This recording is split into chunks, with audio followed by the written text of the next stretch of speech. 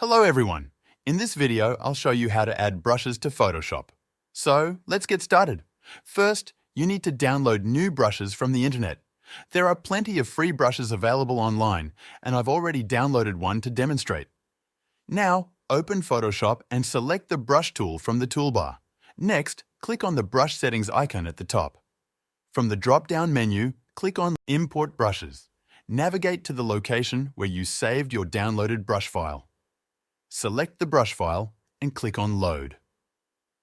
Once the brushes are loaded, scroll down in the brush list and you'll see all the new brushes added.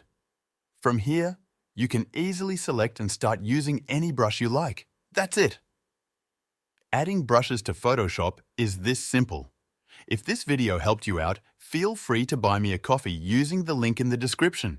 This will support the channel so I can keep making more videos like this. Thanks for watching.